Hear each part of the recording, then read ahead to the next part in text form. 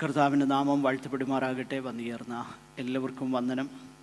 ഇന്നത്തെ രാത്രിയിൽ ദൈവവചന പഠനത്തിനായി കടന്നു വന്ന നിങ്ങൾക്കെല്ലാവർക്കും കർത്താവിൻ്റെ നാമത്തിൽ സ്നേഹവും വന്ദനവും അറിയിക്കുന്നു. കർത്താവ് ഈ രാത്രിയിൽ തുടർന്ന് ദൈവവചനം നമുക്ക് ധ്യാനിപ്പാൻ കർത്താവ് നമ്മെ സഹായിക്കുമാറാകട്ടെ. യാക്കോബിൻ്റെ ലേഖനം അതിൻ്റെ 2-ാം അധ്യായം 14 മുതൽ 26 വരെയുള്ള വാക്യങ്ങളാണ് കഴിഞ്ഞ ദിവസങ്ങളിൽ നമുക്ക് ചിന്തിപ്പാൻ തക്കവണ്ണം ഇടയായി തീർന്നത്. ഈ വേദഭാഗങ്ങൾ നമ്മൾ വായിക്കുമ്പോൾ 14-ാമത്തെ വാക്യത്തിൽ ഉയർത്തപ്പെട്ടതാകുന്ന ഒരു ചോദ്യത്തിനുള്ള മറുപടിയാണ് താഴോട്ടുള്ള വാക്യങ്ങളിൽ നമുക്ക് കാണുവാനായിട്ട് കഴിയുന്നത്. In chapter 2 and verse 14 it says, "Is such faith able to save a person?" The answer throughout all the arguments and examples of chapter 2 verses 14 to 26 has been a resounding no. Faith that does not reveal itself in works. Faith that does not reveal itself in works. In a changed lifestyle that glorifies God and seeks His heart for the world is dead, lifeless, workless, and worthless. In reality, that is not faith at all. It is only the shell of a so-called faith. ഈ 14 മുതൽ 26 വരെയുള്ള വാക്യങ്ങളിൽ നമ്മൾ ആരംഭം മുതൽ കണ്ടതാകുന്ന വിഷയം, ഈ വിശ്വാസം അല്ലെങ്കിൽ ആ വിശ്വാസത്താൽ ഒരുത്തൻ രക്ഷ പ്രാപിക്കുമോ? ഏത് വിശ്വാസം എന്നുള്ളത് നമ്മൾ ചിന്തിച്ചു. അതിൻ്റെ ഉത്തരം യാക്കോബ് പറയുന്നു, നോ, ഒരിക്കലുമില്ല. ഏത് വിശ്വാസമാണ് രക്ഷിക്കുന്ന വിശ്വാസം? A faith that reveals itself in work, in A changed life style. അതായത് ഒരു വ്യക്തിയിൽ യഥാർത്ഥത്തിലുള്ള 2 തരത്തിലുള്ള വിശ്വാസത്തെക്കുറിച്ച് നമ്മളിവിടെ കണ്ടു. ഒന്ന്, പ്രൊഫസ് ചെയ്യുന്ന അല്ലെങ്കിൽ വാക്കുകളിൽ മാത്രമുള്ള ഒരു വിശ്വാസം. ആ വിശ്വാസത്തെക്കുറിച്ച് നമ്മൾ കാണുന്നു. ആ വിശ്വാസമാണ് ഭൂതങ്ങൾക്കുമുള്ളത്. ആ വിശ്വാസം രക്ഷിക്കുന്നുണ്ടോ? ഇല്ല. പിന്നെ ഏത് വിശ്വാസമാണ് രക്ഷിക്കുന്നത്? ഇവിടെ യാക്കോബ് 2 ഇലുസ്ട്രേഷൻസ്, 2 ഉദാഹരണങ്ങൾ പഴയ നിയമത്തിൽ നിന്ന് കൊണ്ടുവരികയാണ്. എന്നിട്ട് പറയുകയാണ്, ഈ വിശ്വാസമാണ് രക്ഷിക്കുന്നത്. ഏത് വിശ്വാസം? ഇവരുടെ പ്രവൃത്തികൾ ജസ്റ്റിഫൈ ചെയ്യപ്പെട്ടു അല്ലെങ്കിൽ നീതീകരിക്കപ്പെട്ടു. എന്ത് നീതീകരിച്ചു? അവരുടെ വിശ്വാസം ശരിയാണെന്ന് അവരുടെ പ്രവൃത്തികൾ നീതീകരിക്കപ്പെട്ടു, അല്ലെ ജസ്റ്റിഫൈ ചെയ്യപ്പെട്ടു. ആ വിശ്വാസമേ രക്ഷിക്കുന്നുള്ളൂ. ദൈവം ഏകനെന്ന് വിശ്വസിക്കുന്ന ഭൂതത്തെയും ആ വിശ്വാസം രക്ഷിക്കുന്നില്ല. നീ പോയി നല്ല വസ്ത്രം ധരിക്കുക, ഭക്ഷിക്കുക എന്ന് വിശന്നും വസ്ത്രവുമില്ലാതെ ഇരിക്കുന്ന ഒരുവനോട് പറയുന്ന ആ വിശ്വാസം, അത് രക്ഷിക്കുന്ന വിശ്വാസമല്ല. ഇതാണ് യാക്കോബ് പറയുന്നത്. നമ്മൾ കഴിഞ്ഞ ആഴ്ചയിൽ ഈ വേദഭാഗങ്ങൾ അതിൻ്റെ കോണ്ടെക്സ്റ്റിൽ, അതിൻ്റെ പശ്ചാത്തലത്തിൽ നമ്മൾ ശ്രദ്ധിച്ചതുകൊണ്ട്, വിശേഷിച്ച് 24-ാമത്തെ വാക്യം നമ്മൾ കഴിഞ്ഞ ആഴ്ചയിൽ ആ ഒരു വേദഭാഗം മാത്രമാണ് ചിന്തിച്ചത്. അതിലൊരു ക്ലാരിറ്റി വന്നു എന്ന് ഞാൻ കരുതുകയാണ്. ഇനിയും അത് റിപ്പീറ്റ് ചെയ്യുവാൻ നമുക്ക് സമയവുമില്ല, അതിന് ഉള്ളതാകുന്ന ആവശ്യകതയുമില്ല. ഇറ്റ് ഈസ് നമുക്ക് യൂട്യൂബിൽ ഈ മെസ്സേജസ് അവൈലബിൾ ആയതുകൊണ്ട് ദയവായിട്ട് അതിനെക്കുറിച്ച് കൂടുതലായിട്ട് പഠിക്കാൻ താല്പര്യപ്പെടുന്നവർ അത് റെഫർ ചെയ്യുവാൻ ഞാൻ നിങ്ങളോട് ആവശ്യപ്പെടുകയാണ്.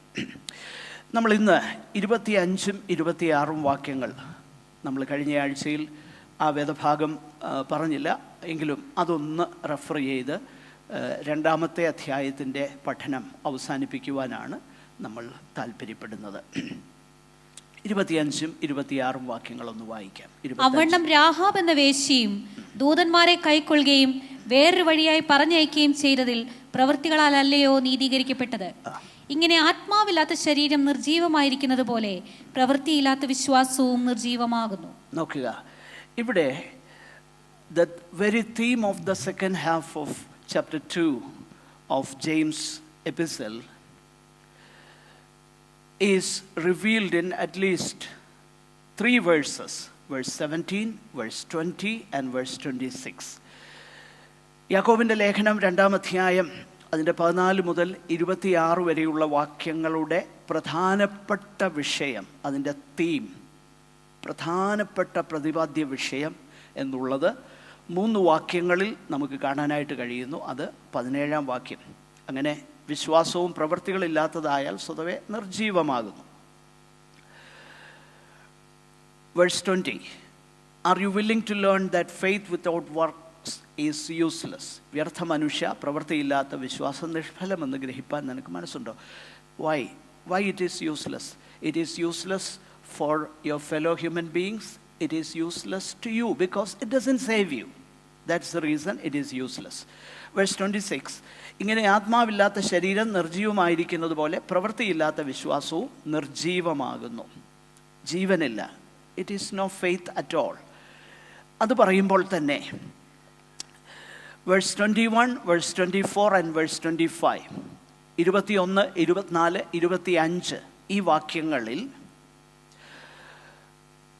the word justify, നീതീകരിക്കുക എന്നതിൻ്റെ അർത്ഥം,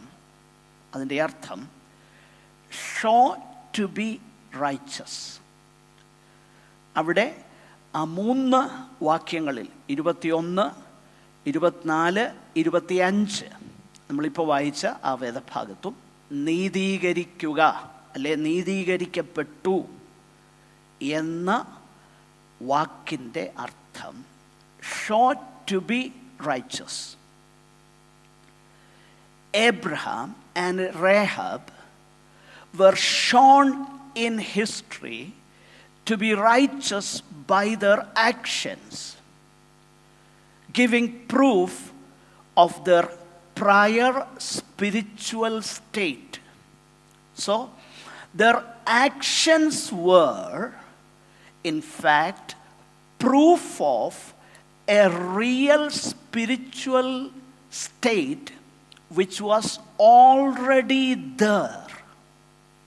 നമ്മൾ ശ്രദ്ധിച്ച വേദഭാഗങ്ങൾ, വിശേഷിച്ച് പഴയ നിയമ തിരുവെഴുത്ത് നമ്മൾ പഠിക്കുമ്പോൾ ഈ തിരുവചന ഭാഗത്ത് യാക്കോബ് പറയുന്ന ആ കാര്യങ്ങളെല്ലാം തന്നെ അബ്രഹാമിനെക്കുറിച്ചും രാഹാബിനെക്കുറിച്ചും ആ വിഷയത്തെക്കുറിച്ച് അവൾ പ്രവൃത്തികളാൽ നീതീകരിക്കപ്പെട്ടു അല്ലെ, എബ്രഹാം പ്രവൃത്തികളാൽ അല്ലയോ നീതീകരിക്കപ്പെട്ടത്, വിശ്വാസത്താലാണോ അല്ല എന്ന് പറയുമ്പോൾ എന്താണ് യാക്കോബ് അർത്ഥമാക്കുന്നതെന്ന് നമ്മൾ കഴിഞ്ഞ ആഴ്ച ചിന്തിച്ചു. പഴയ നിയമ വേദഭാഗത്ത് ആ പ്രവൃത്തികളെല്ലാം തന്നെ അവർ വിശ്വസിച്ചതിൻ്റെ ഫലമായിരുന്നു എന്ന് തിരുവചന ഭാഗം വളരെ വ്യക്തമാക്കുന്നു. അപ്പോൾ ഇത് നമ്മൾ ചിന്തിക്കുമ്പോൾ യാക്കോബും പൗലോസും തമ്മിൽ ഒരു കോൺട്രഡിക്ഷനും ഇല്ല.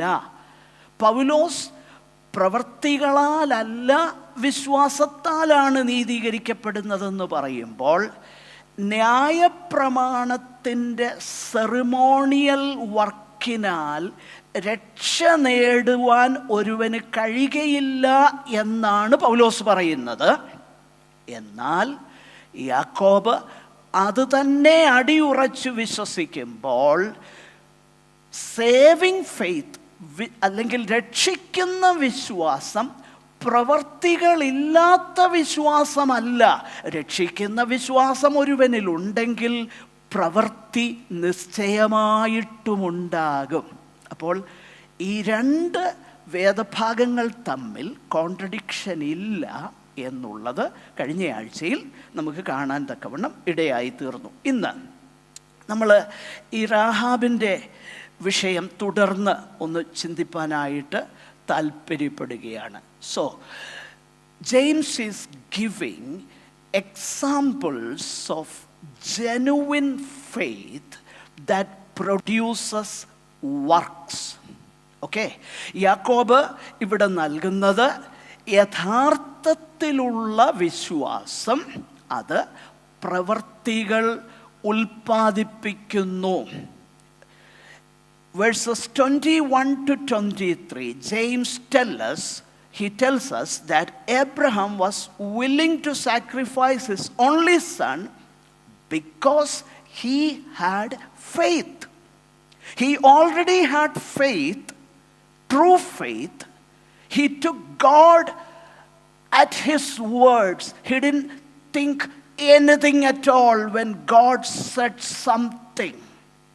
He took it. He took it at its face value without raising any questions, although all the realities were looking at the face of Abraham, so to speak. യഥാർത്ഥത്തിൽ അവിടെ നമ്മൾ കാണേണ്ട ഒരു വിഷയം, എബ്രഹാമിൻ്റെ യഥാർത്ഥത്തിലുള്ള വിശ്വാസം പ്രവർത്തികളാൽ തെളിയിക്കപ്പെട്ടു. Now, in verse 25, James says, and in the same way, which means he is not introducing a new truth. Rather, he is giving us another example of saving faith, and the example he uses is Rahab. ഇവിടെ യാക്കോബ് തുടർന്ന് പറയുകയാണ്, ഔവണ്ണം Rahab എന്ന വേശ്യയും. നോക്കുക, Abraham എന്ന് പറഞ്ഞ ഒരു toll, നമ്മുടെ ഭാഷയിൽ പറഞ്ഞ ഒരു സ്പിരിച്വൽ ജയൻറ്റിനെ, ഒരുപക്ഷെ ഒരു സ്പിരിച്വൽ ജയൻ്റ് എന്ന് അല്ലെങ്കിൽ വിശ്വാസികളുടെ പിതാവെന്ന് നമുക്ക് വിളിക്കാൻ കഴിയുന്ന ഒരു മനുഷ്യനെ ഇൻട്രൊഡ്യൂസ് ചെയ്തേച്ച് പറയുകയാണ്, ആ മനുഷ്യനിൽ ഉണ്ടായിരുന്ന വിശ്വാസം യഥാർത്ഥ വിശ്വാസമായിരുന്നു. എങ്ങനെ അറിയാം?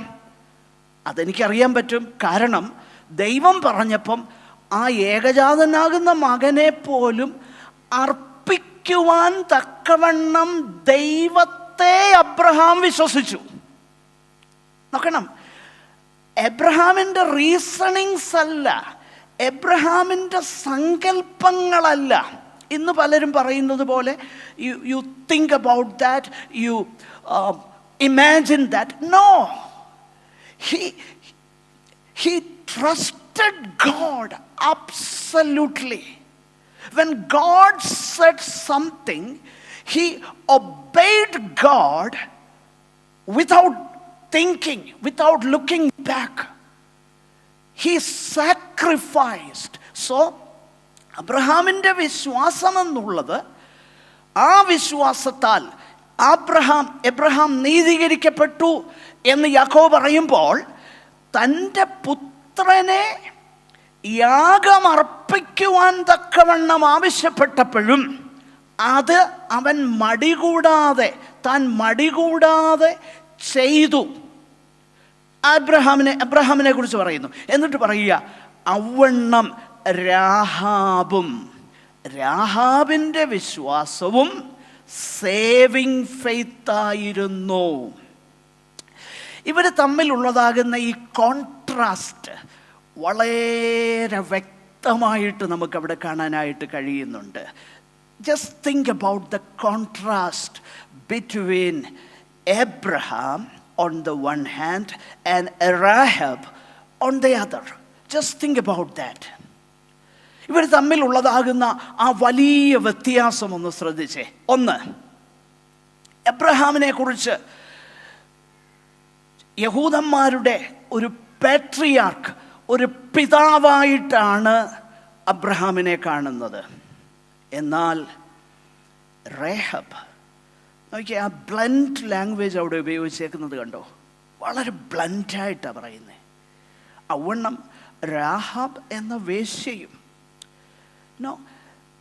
നോക്കുക, ആ വാക്കിൻ്റെ അതിനെ ഒന്ന് മയപ്പെടുത്തുവാൻ പോലും ദൈവത്തിൻ്റെ പരിശുദ്ധാത്മാവ് ശ്രമിക്കുന്നില്ല. അതിൻ്റെ കാരണം എന്നറിയാമോ? That we need to understand when how God's grace reaches out to the lowliest part of the world. ഏറ്റവും താഴെയുള്ളതാകുന്ന അതിന്മേൽ പോലും ദൈവത്തിൻ്റെ കൃപ റീച്ച് ഔട്ട് ചെയ്യുന്നത് നമുക്ക് മനസ്സിലാകാൻ വേണ്ടിയിട്ടാണ് അവിടെ ആ കോൺട്രാസ്റ്റ് കേട്ടോ. ദൈവത്തിൻ്റെ കരുണ എത്ര വലുതാണ്. ഞാൻ ഈ ഭാഗം ചിന്തിക്കുമ്പോൾ അത് എൻ്റെ മനസ്സിലേക്ക് വരികയാണ്. എബ്രഹാമിനെ കുറിച്ച് നമ്മൾ ചിന്തിക്കുമ്പോൾ he was called as the friend of God. And Rahab, she was living in the midst of the enemies of God. അബ്രഹാമിനെ ദൈവത്തിൻ്റെ സ്നേഹിതനെന്ന് വിളിക്കുന്നുവെങ്കിൽ രാഹാബിനെ കുറിച്ച് നമുക്ക് കാണാൻ കഴിയുന്നത് ദൈവത്തിൻ്റെ ശത്രുക്കളുടെ ഇടയിൽ ജീവിക്കുന്ന ഒരു സ്ത്രീ. Abraham, he was a great leader, whereas Rahab was a very common woman.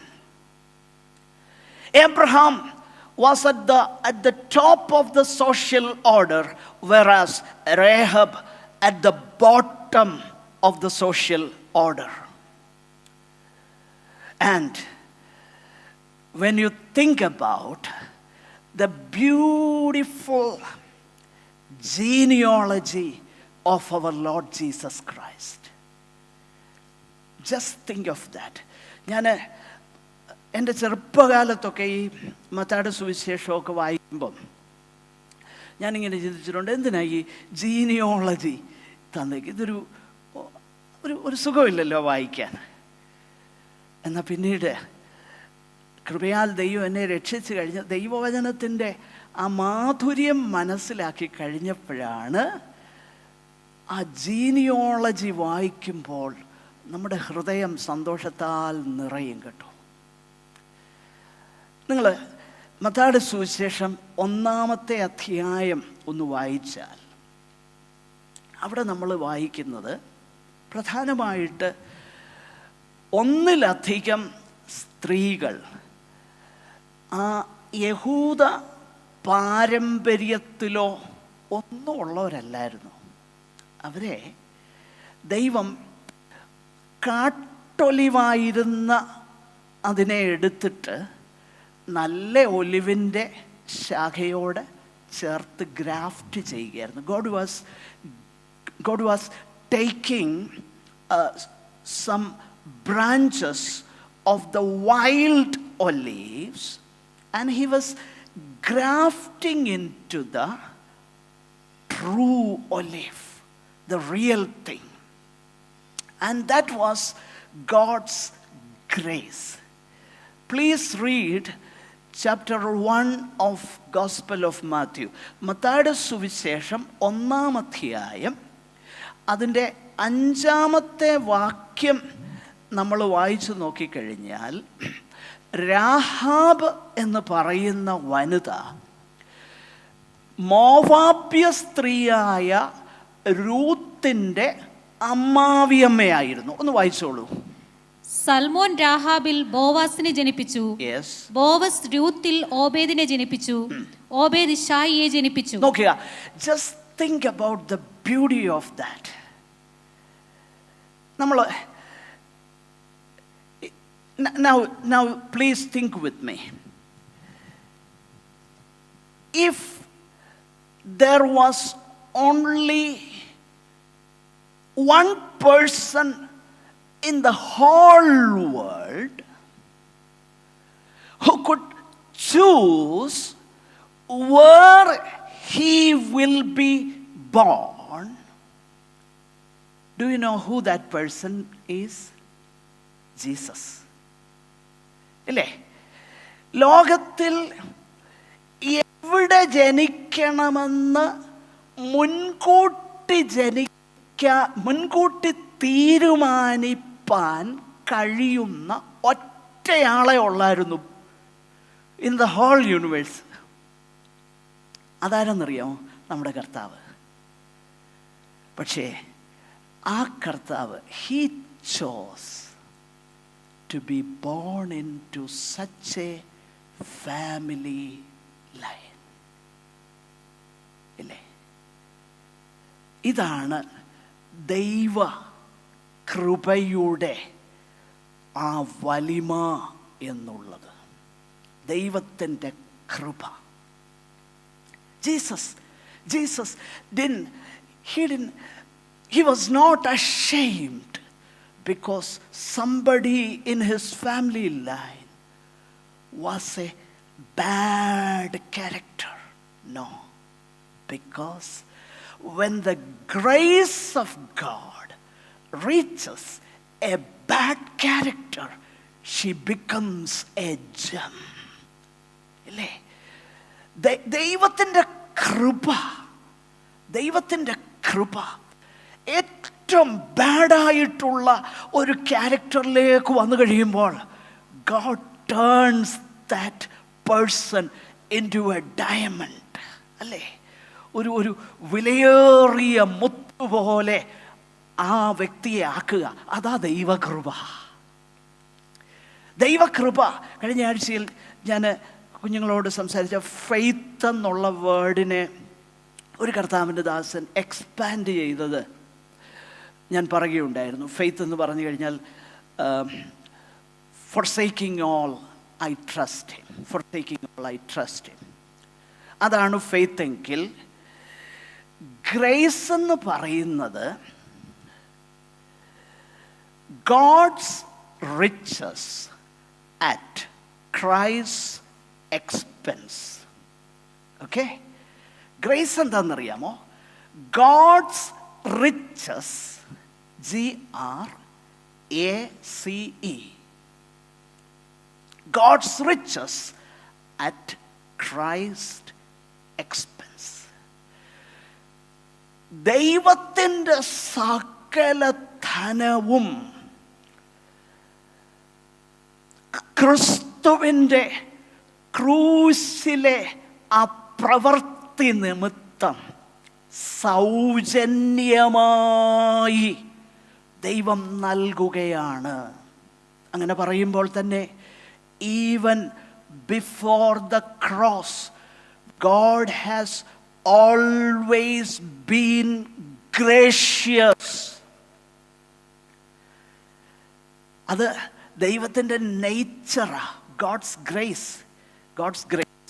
Okay, ഇവിടെ നമ്മൾ ഈ ഒരു കാര്യം ശ്രദ്ധിക്കുമ്പോൾ, ഈ രാഹബ് എന്ന വ്യക്തിയെ നമ്മൾ അല്പം ഒന്ന് ഫോക്കസ് ചെയ്യുകയാണ്, ആ വ്യക്തിയുടെ ജീവിതം. ഈ രാഹബ് എന്ന വ്യക്തിയെ ദൈവം വീണ്ടെടുക്കുന്നത്, ദൈവം രക്ഷിക്കുന്നത്, actually it is no accident. അതൊരു ആകസ്മികമായി പെട്ടെന്ന് സംഭവിച്ചൊരു കാര്യമായിട്ട് നമ്മൾക്ക് വായിപ്പാൻ കഴിയുന്നില്ല. അതിൻ്റെ ഏറ്റവും വലിയ കാരണം, ഞാൻ യോശുവയുടെ പുസ്തകം 2-ാം അധ്യായവും 6-ാം അധ്യായവും ഒക്കെ വായിച്ചപ്പോൾ, നേരത്തെ ഞാൻ ധ്യാനിച്ചപ്പോൾ എനിക്ക് മനസ്സിലായ ഒരു കാര്യം, സത്യത്തിൽ ഈ സ്പൈസിനെ, ഈ ചാരന്മാരെ യെരിഹോവിലോട്ട് അയക്കേണ്ട ഒരാവശ്യമില്ലായിരുന്നു. അതിൻ്റെ കാര്യം എന്നാ? അതിൻ്റെ കാര്യം, ഈ ചാരന്മാരെ അയക്കുന്നത് യെരിഹോ കോട്ടയുടെ ബലഹീനമാകുന്ന പാർട്ട് എവിടാണെന്ന് മനസ്സിലാക്കാനാണല്ലോ ചാരന്മാരെ അയക്കുന്നത്. അതെ, ജോഷുവയുടെ സ്റ്റാൻഡ് പോയിന്റിൽ നിന്ന് ചിന്തിച്ചാൽ എവിടെയാണ് അറ്റാക്ക് ചെയ്യാൻ പറ്റിയ സ്ഥലമേതാ അത് മനസ്സിലാക്കാൻ വേണ്ടിയിട്ടാണല്ലോ അയക്കേണ്ടത്. പക്ഷെങ്കിൽ 6-ാം അധ്യായത്തിലേക്ക് നമ്മൾ കടന്നു വരുമ്പോൾ അതിൻ്റെ ഒരാവശ്യമേ അവിടെ ഇല്ലായിരുന്നു. അതിൻ്റെ കാരണം എന്നാ?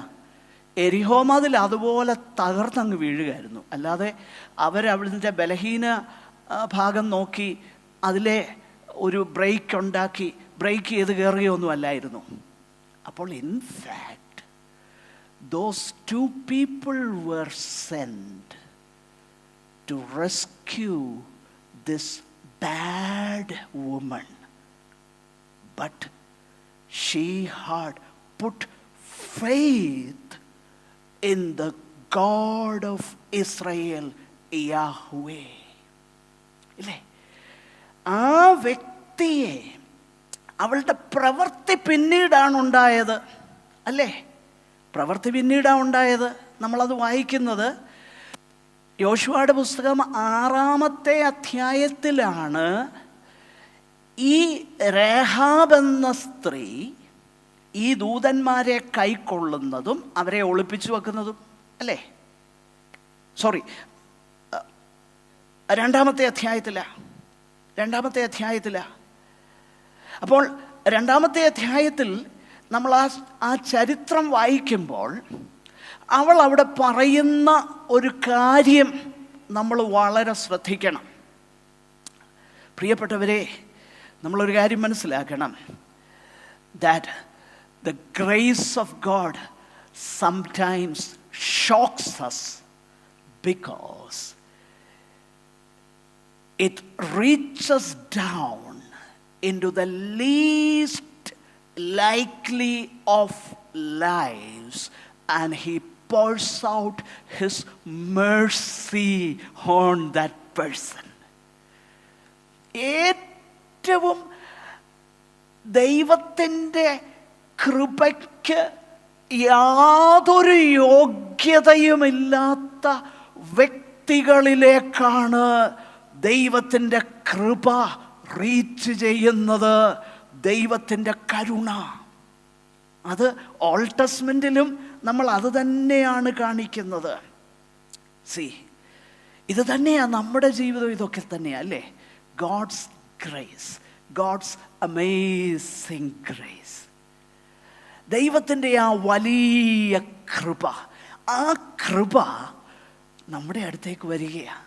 ഒരു പക്ഷേ നമ്മൾ ചിന്തിക്കും, നമ്മൾ ഇന്ന കുടുംബത്തിൽ ജനിച്ചത് കൊണ്ട് I M thankful for my family അല്ലേ? കാരണം നമ്മളൊക്കെ അങ്ങനെ ആയിരിക്കാം, നമുക്ക് ദൈവവചനം കേൾക്കാം. പക്ഷെങ്കിൽ ഒന്ന് ചിന്തിച്ച് നോക്കണം, ദൈവത്തിൻ്റെ മഹാകരുണയല്ലേ അതാത് സ്ഥാനങ്ങളിൽ നമ്മളെ കൊണ്ടുവന്നത്? നമുക്കൊരു കൺട്രോളും ഇല്ലായിരുന്നല്ലോ ഇല്ലേ?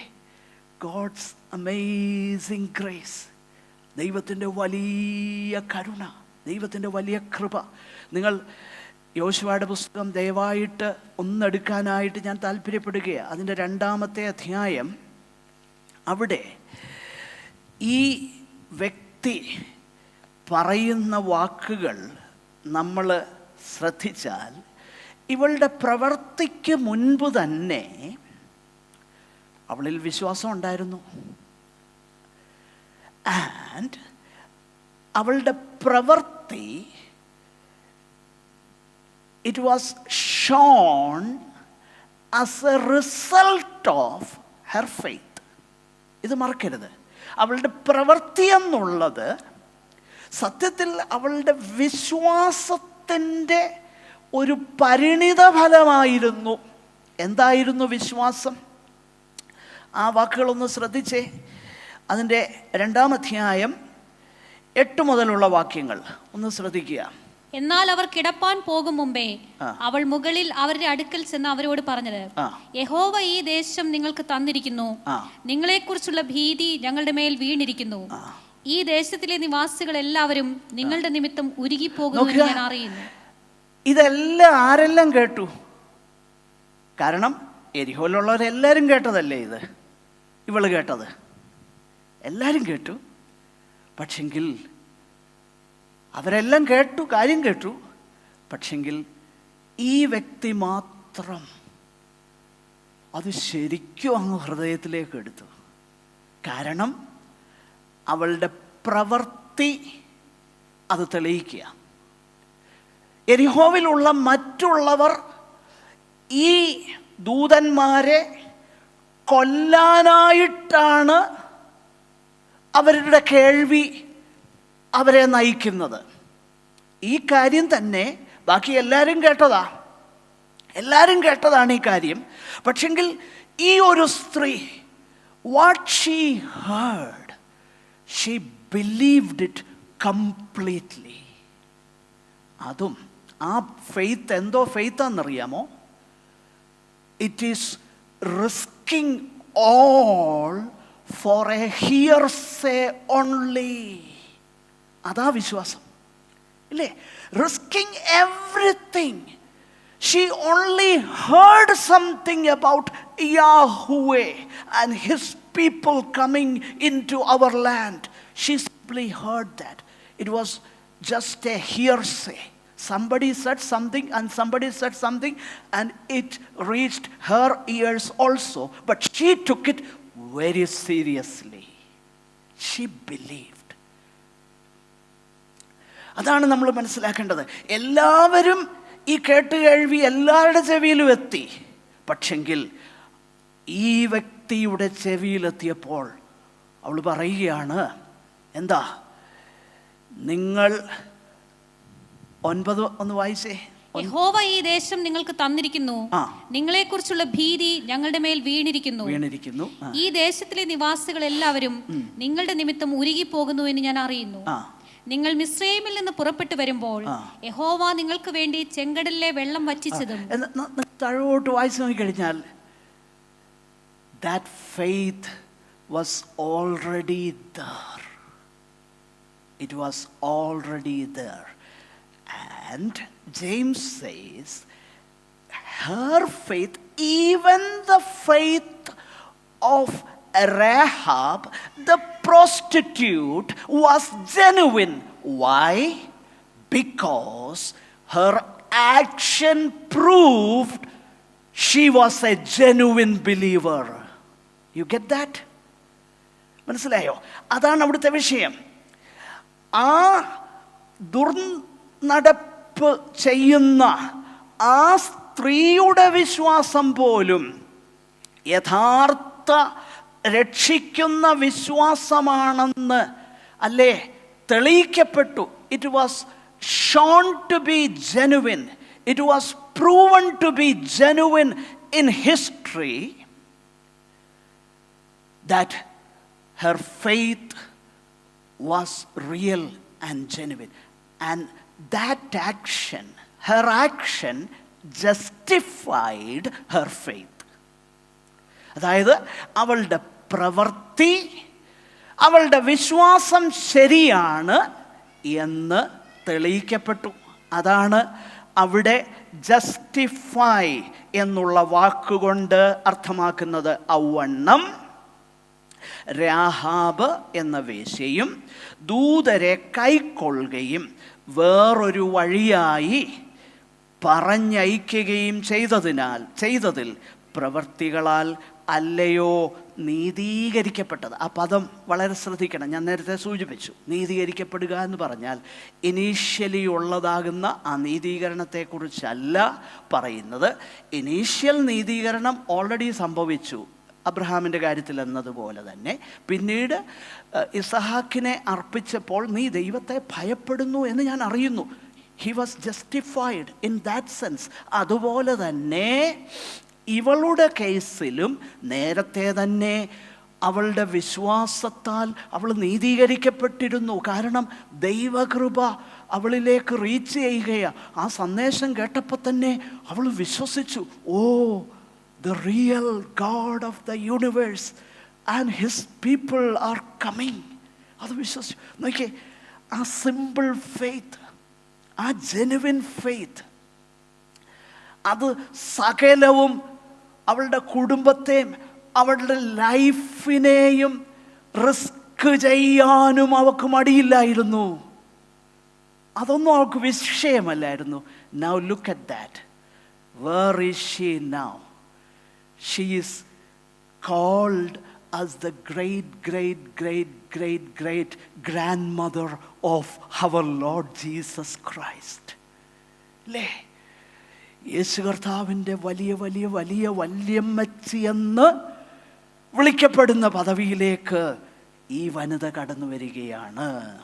പ്രിയപ്പെട്ടവരെ, ഇതാണ് ആ സേവിങ് ഫെയ്ത്തിൻ്റെ യഥാർത്ഥത്തിലുള്ള ലക്ഷണം. യാക്കോബ് അതാ ഇവിടെ പറയുന്നത്. അപ്പോൾ വളരെ പ്രസക്തമാണ് യാക്കോബിൻ്റെ വാക്കുകൾ. ഇന്നുള്ള ദൈവസഭകളിൽ, ഇന്നുള്ള അനേക കൂട്ടങ്ങളിൽ ആൾക്കൂട്ടമുണ്ട്. പക്ഷെങ്കിൽ ആ ആൾക്കൂട്ടമെല്ലാം ദൈവമക്കളാണോ? ദൈവത്തിനറിയാം. പക്ഷെങ്കിൽ അത് നാം ഓരോരുത്തരും ടെസ്റ്റ് ചെയ്ത് മനസ്സിലാക്കണം. കാരണം നാളെ എന്നുള്ളത് നമ്മുടേതല്ല. അത് നമ്മൾ വളരെ വ്യക്തമായിട്ട് മനസ്സിലാക്കേണ്ടിയിരിക്കുന്നു. ഇവിടെ ഒന്ന് രണ്ട് കാര്യങ്ങളൂടെ പറഞ്ഞ് ഞാൻ അവസാനിപ്പിക്കാനായിട്ട് താല്പര്യപ്പെടുകയാണ്. നാം ഒന്ന് ശ്രദ്ധിച്ച് നോക്കിക്കഴിഞ്ഞാൽ ഇത് തന്നെയാണ് യാക്കോബ് ഈ വേദഭാഗത്ത് പറയുന്നത്. അതായത് ഈ രണ്ട് കോൺട്രാസ്റ്റുകൾ, അബ്രഹാമിനെ കുറിച്ചും പിന്നെ രാഹാബിനെ കുറിച്ചും യാക്കോബ് പറയുമ്പോൾ സത്യത്തിൽ the primary works of faith then are the works of Abraham and Rahab, and they apply to all without exception. യഥാർത്ഥ വിശ്വാസത്തിൻ്റെ ഫലമായിട്ടുണ്ടാകുന്ന പ്രവൃത്തി, യഥാർത്ഥ വിശ്വാസം ആരിലൊക്കെ ഉണ്ടായിട്ടുണ്ടോ അതിന് യാതൊരു എക്സെപ്ഷനുമില്ലാതെ എല്ലാവരിലും അതുണ്ട്. എന്തായിരുന്നു എബ്രഹാമിൻ്റെ വിശ്വാസം? അല്ലെങ്കിൽ എബ്രഹാമിൻ്റെ പ്രവൃത്തി എന്തായിരുന്നു? തൻ്റെ വിശ്വാസത്തിൻ്റെ ഫലമായ പ്രവൃത്തി. He held nothing back from God. God said, I want your son. And Abraham rose early in the morning in prompt obedience to the commandment of God. In other words, when Abraham believed God, he was already justified, but later in history it was proven when God said something, he held nothing back, even the very son on whom all the promises hinges. നോക്കിക്കേ, അതാണ് genuine faith ആയിട്ട് യാക്കോബ് പറയുന്നത്. ദൈവം ആവശ്യപ്പെട്ടപ്പോൾ ഒന്നും പിടിച്ചു വെക്കാതെ ദൈവത്തെ സമ്പൂർണമായി അനുസരിക്കുക. പ്രിയപ്പെട്ടവരെ, ദൈവം ആവശ്യപ്പെടുന്നത്, God is telling us many things always. എപ്പോഴും ദൈവം നമ്മോട് സംസാരിച്ചുകൊണ്ടിരിക്കുക. Do we have a heart to obey God? ദൈവം ആവശ്യപ്പെടുന്നത് പിടിച്ചു വെക്കാതെ ദൈവകരങ്ങളിലേക്ക് കൊടുക്കുവാൻ തക്കവണ്ണം നാം ഒരുക്കമാണോ? അതാ യാക്കോബ് പറയുന്നത്. അബ്രഹാമിൻ്റെ പ്രവൃത്തി അതായിരുന്നു. And what was the work of Rahab? She reached out to those people who were in such a need.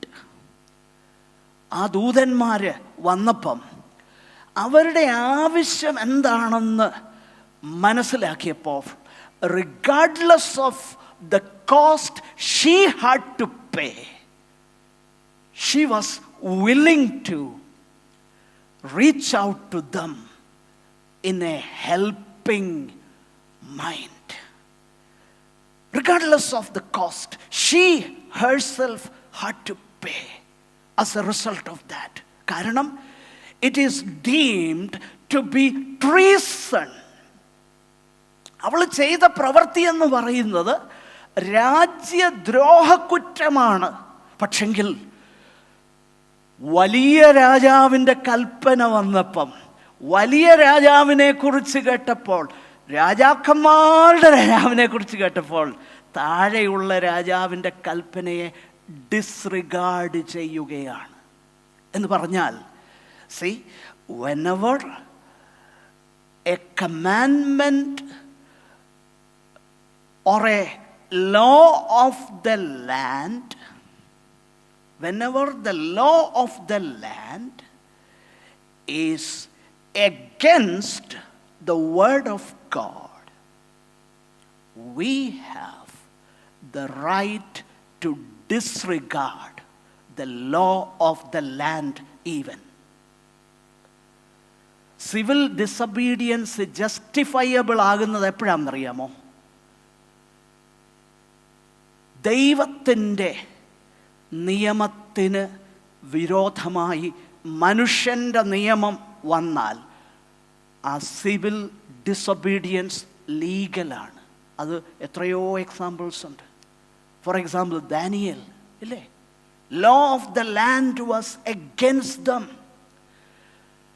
ദേശത്തെ നിയമം അവർക്കെതിരായിരുന്നു, പക്ഷെങ്കിൽ ദൈവത്തിൻ്റെ നിയമം അതിനെ സൂപ്രസീഡ് ചെയ്യുന്നെന്ന് കണ്ടപ്പോൾ ദേ ഡിസ്റിഗാർഡഡ് ഇറ്റ്.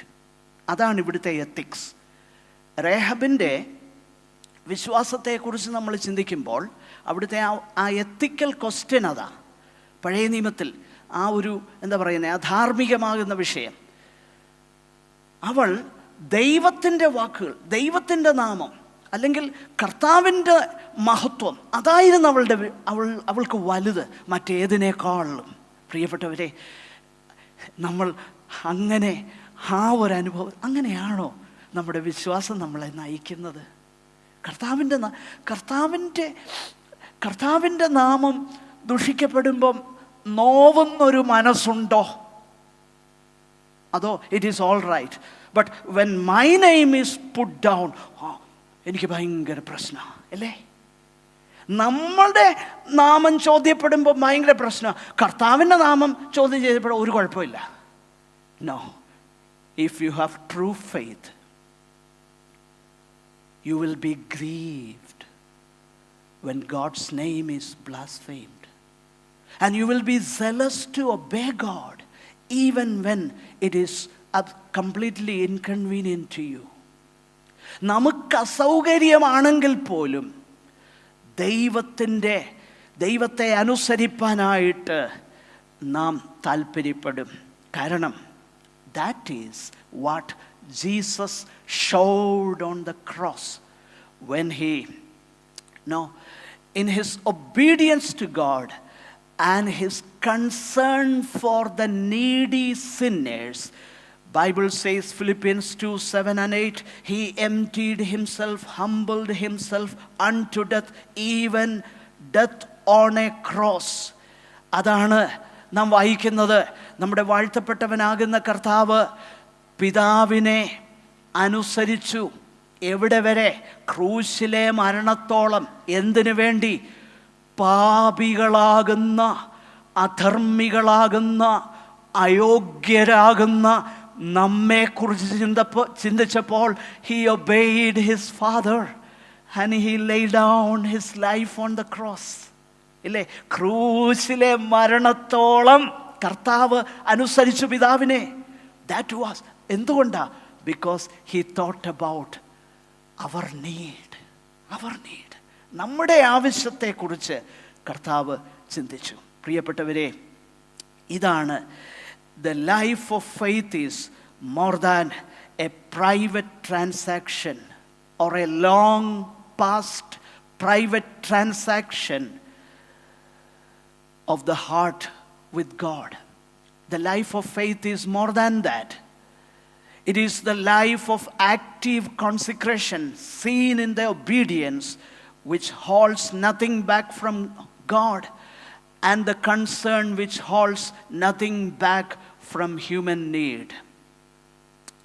യഥാർത്ഥത്തിലുള്ളതാകുന്ന ആ വിശ്വാസ ജീവിതം എന്നുള്ളത് എന്നെങ്കിലും ഒരിക്കൽ ദൈവത്തിനു വേണ്ടി നമ്മെ സമർപ്പിച്ചു എന്നുള്ളതാകുന്ന നമ്മുടെ രഹസ്യമാകുന്ന ആ അനുഭവത്തെക്കാൾ അധികമായി ദൈവത്തിൽ നിന്ന് ഒന്നും നമ്മെ പിന്തിരിപ്പിക്കാത്ത അനുസരണത്താൽ നമ്മെ തന്നെ ദൈവത്തിന് സമർപ്പിക്കുന്ന ആ സജീവമാകുന്ന ആ ഒരനുഭവമാണ്.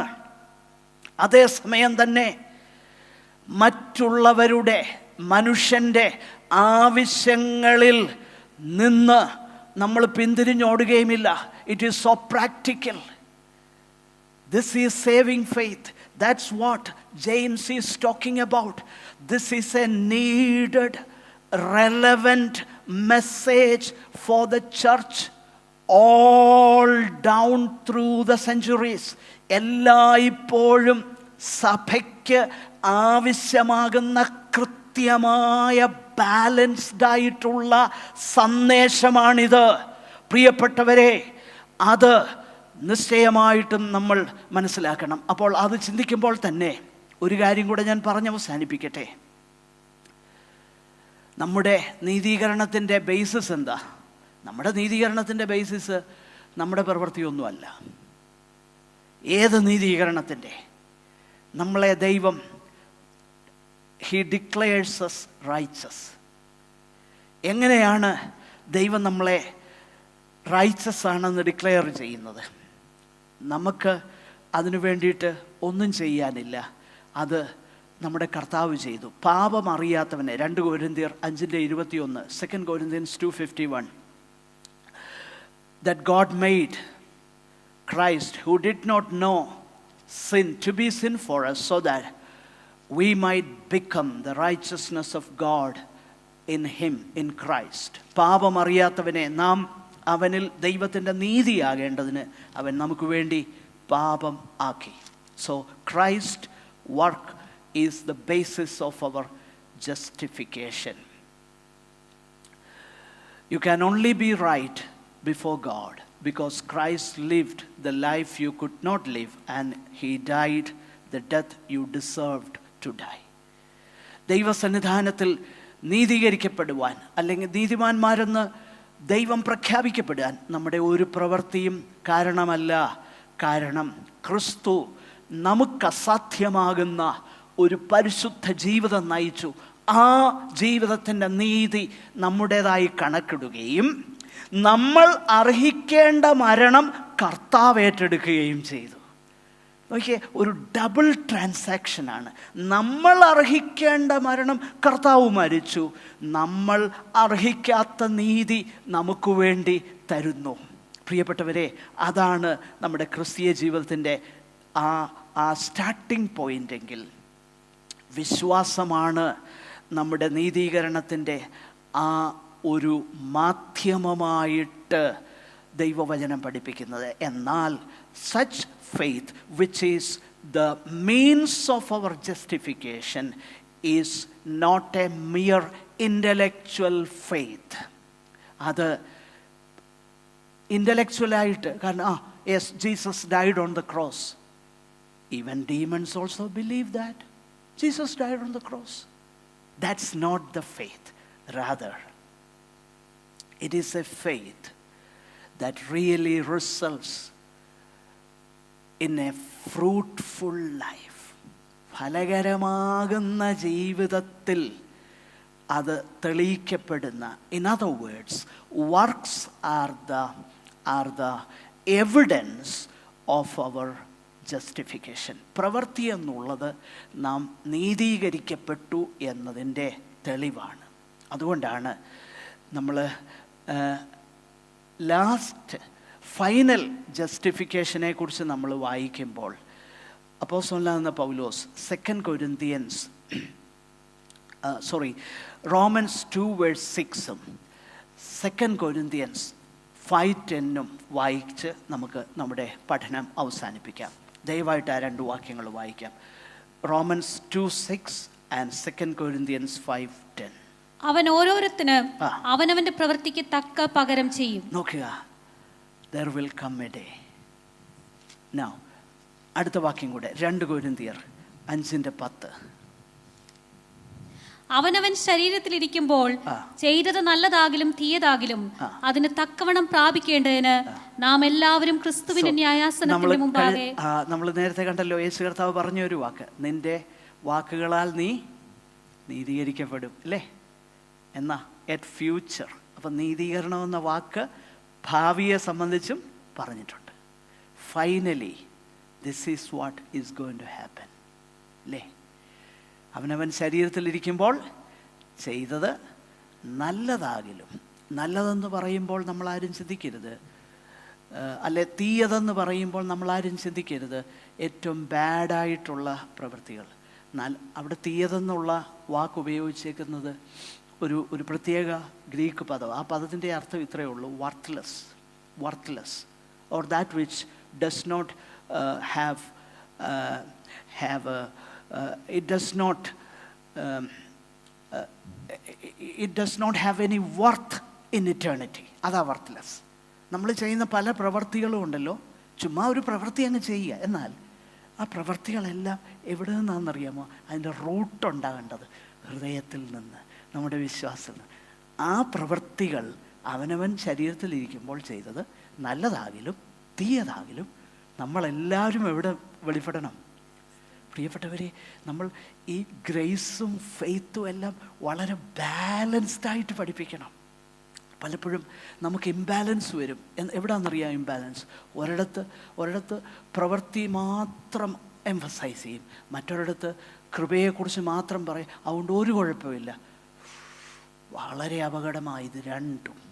ദൈവവചനം അങ്ങനല്ല പഠിപ്പിക്കുന്നത്. ദൈവവചനം പ്രവൃത്തിയെക്കുറിച്ച് പറയുന്നുണ്ട്. എന്താ പ്രവൃത്തി? യഥാർത്ഥ വിശ്വാസത്തിൻ്റെ ഫലമായിട്ട് ഉണ്ടാകേണ്ട പ്രവൃത്തി. ആ കാര്യത്തെക്കുറിച്ചാണ് യാക്കോബ് പറയുന്നത്. ഓക്കെ, അപ്പം നമ്മൾ പ്രധാനമായിട്ട് 3 നിലകളിലാണ് യാക്കോബിൻ്റെ ലേഖനം പഠിക്കുന്നത്. ദൈവമുൻപാകെ ശുദ്ധവും നിർമ്മലവുമാകുന്ന ഭക്തി എന്ന് പറഞ്ഞേച്ച് നമ്മൾ കണ്ടു 1-ാമത്തെ അധ്യായത്തിൽ. 1, A controlled tongue. 2, A compassionate heart. 3, A clean life. 3 കാര്യങ്ങളാണ് യാക്കോബ് പറയുന്നത്.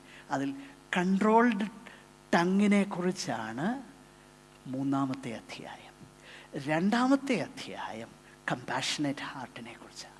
ട്രൂ ഫെയ്ത്തിൻ്റെ ഫലമായിട്ട് ഉണ്ടാകുന്ന കമ്പാഷനറ്റ് ഹാർട്ട് അതില്ലെങ്കിൽ, ആ പ്രവൃത്തിയില്ലെങ്കിൽ അത് ട്രൂ ഫെയ്ത്ത് അല്ല, ദൈവം മുമ്പാകെ നിർമ്മലമായ ഭക്തി അല്ല. അങ്ങനെ ഒരു കാര്യം അത് തോന്നുമായിരിക്കും. അതിനെ അങ്ങനെയുള്ളവരെ കുറിച്ച് എൻ്റെ വിശ്വാസം എന്ന് പറയുന്ന ആളെക്കുറിച്ച് ആണ് യാക്കോബ് പറയുന്നത്.